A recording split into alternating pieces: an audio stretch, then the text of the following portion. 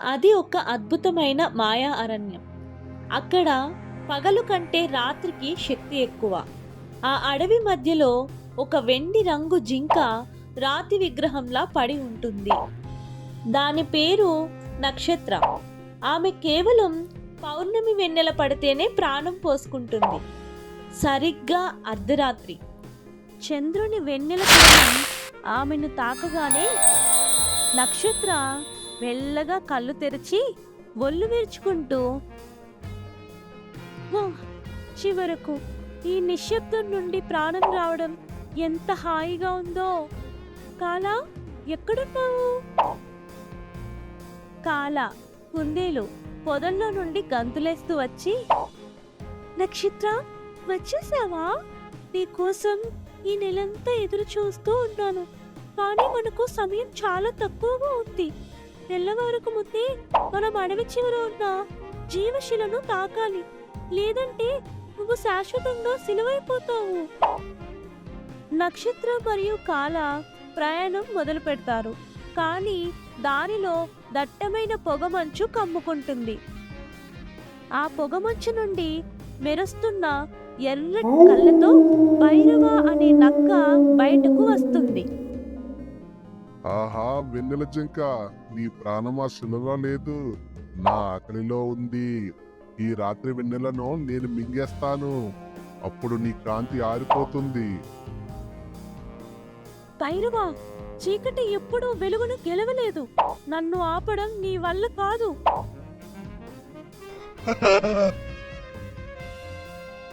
చూద్దాం, నా మాయాజాలంతో ఆ జీవశిల ఎక్కడుందో తెలియకుండా చేశాను. నువ్వు తప్పుడు రాయిని తాకితే భస్మమైపోతావు. భైరవ సృష్టించిన మాయల వల్ల అడవిలోని దారులు మారుతూ ఉంటాయి. నక్షత్ర కాంతి తగ్గుతూ ఉండడంతో బలహీన పడిపోతూ ఉంటుంది. కాలా, కాలా, నా కాళ్ళు భారమవుతున్నాయి. ఆ శిల ఎక్కడుందో కనిపించడం లేదు. మనం తప్పుడు దారిలో ఉన్నామా? నన్ను నమ్ము నక్షత్ర. నీ మనసులో ఉన్న వెలుగును నమ్ము.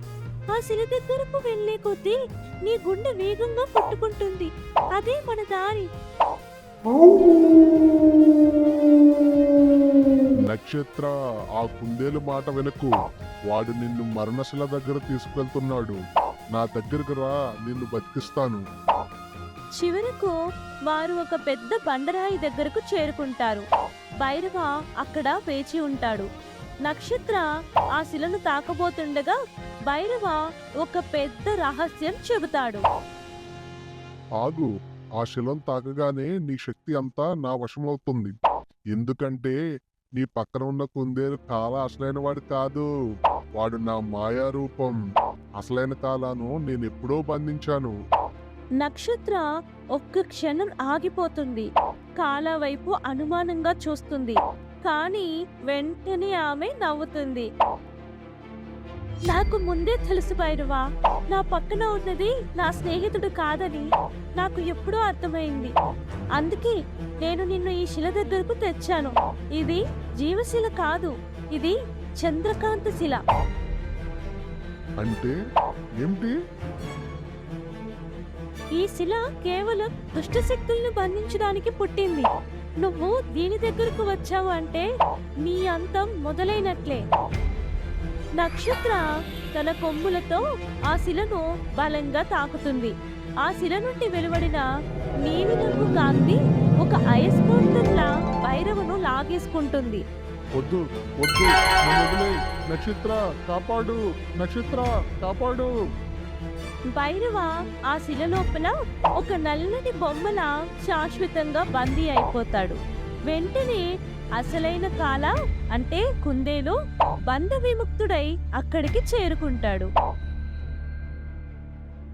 నక్షత్ర, నీ తెలివితేటలు మనల్ని కాపాడాయి. మన స్నేహం ముందు ఆ నక్క మాయలు ఓడిపోయాయి. నీపై ఉన్న నమ్మకమే నాకు ఆ ధైర్యాన్ని ఇచ్చింది కాలా. ఇక ఈ అడవిలో చీకటికి భయం లేదు. పౌర్ణమి చంద్రుడు ఆ ఇద్దరు మిత్రులపై వెన్నెలను కురిపిస్తాడు. నక్షత్ర ఇప్పుడు కేవలం రాత్రిపూట మాత్రమే కాదు, ఎప్పుడూ జీవించి ఉండేలా చంద్రుడి వరం పొందుతుంది.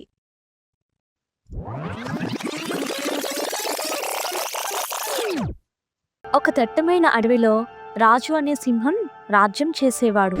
అతడి గర్జనతో జంతువులన్నీ భయపడేవి. కానీ రాజు హృదయం ఒంటరితనంతో నిండి ఉండేది. ఒకరోజు రాజు చెట్టు కింద కూర్చొని బాధపడుతూ, నేను అడవికి రాజుని, కానీ నాకొక్క స్నేహితుడు కూడా లేడు. అందరూ నన్ను చూసి పరిగెత్తుతున్నారు. అని అనుకున్నాడు. అదే అడవిలో చిట్టి అనే చిన్న కుందేలు ఉండేది. చిట్టి చిన్నదైనా తెలివైనది, ధైర్యవంతమైనది. ఒకరోజు ఆమె ఒక గొయ్యిలో చిక్కుకుంది. ఎవరైనా ఉన్నారా? నన్ను కాపాడండి! ఎవరైనా ఉన్నారా? నన్ను కాపాడండి! అని గట్టిగా కేకలు వేసింది. ఆ శబ్దం విని నీలు అనే నక్క అక్కడికి వచ్చింది. ఏమైంది చిట్టి? ఈ గొయ్యిలో ఎలా పడ్డావు? అని నీలు అడిగింది. నేను ఆడుకుంటూ చూసుకోకుండా పడిపోయాను. దయచేసి నన్ను బయటకు తీ నీలు అని చిట్టి వేడుకుంది. నీలు చుట్టూ చూసి ఒక పొడవైన కొమ్మను తెచ్చింది. ఇదిగో ఈ కొమ్మను పట్టుకో, నేను బయటకు లాగుతాను. చిట్టి కొమ్మను గట్టిగా పట్టుకొని ఎక్కింది. ఓహో నీలు, నీవు నా ప్రాణాలు కాపాడావు. ఎలా ధన్యవాదాలు చెప్పను అని చిట్టి సంతోషంగా అన్నది. అరే, అది పర్వాలేదు. నీ ధైర్యం చూస్తే నాకు చాలా నచ్చింది. మనం స్నేహితులం అవుదామా అని నీలు నవ్వుతూ అడిగింది. హబ్బా, అలాగే, ఇక నుండి మనం ఎప్పుడూ కలిసి ఉంటాం అని చిట్టి ఉత్సాహంగా చెప్పింది. ఒకరోజు చిట్టి నీలు అడవిలో తిరుగుతూ గజేంద్ర అనే ఏనుగుని కలిశారు. గజేంద్ర బలవంతుడు, కానీ ఒంటరిగా ఉండేవాడు.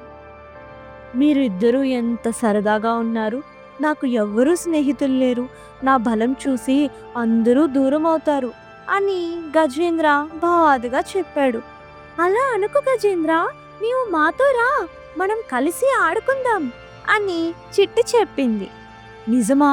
మీరు నన్ను స్నేహితుడిగా ఒప్పుకుంటారా అని గజేంద్ర ఆశ్చర్యంగా అడిగాడు.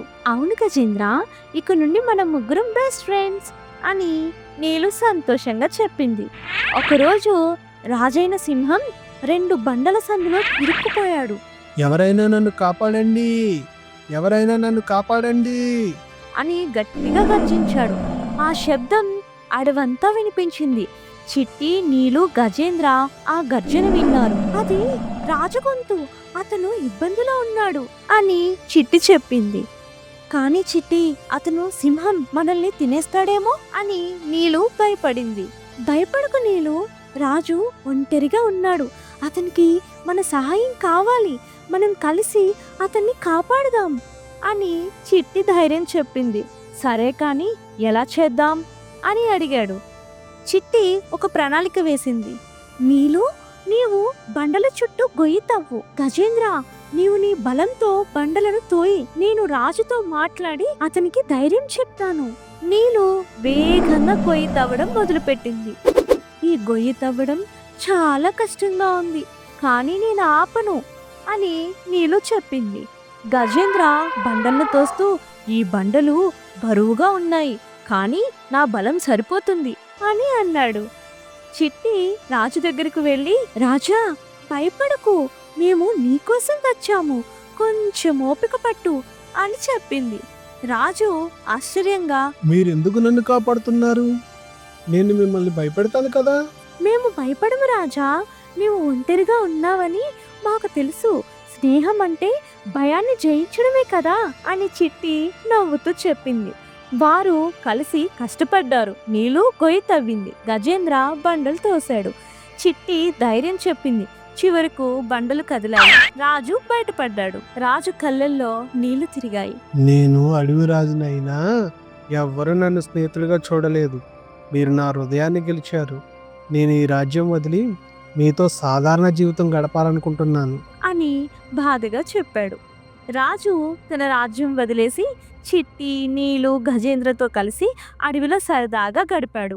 ఇప్పుడు నాకు నిజమైన స్నేహితులు ఉన్నారు. ఇక నుండి నేను గర్జించను, నవ్వుతాను అని రాజు సంతోషంగా చెప్పాడు. అడవి జంతువులు కూడా అతన్ని స్నేహితుడిగా చూడడం మొదలుపెట్టాయి. నీతి: నిజమైన స్నేహం హోదా, బలాన్ని మించి హృదయపూర్వకమైన ధైర్యమును, సహకారమును కలిగిస్తాయి.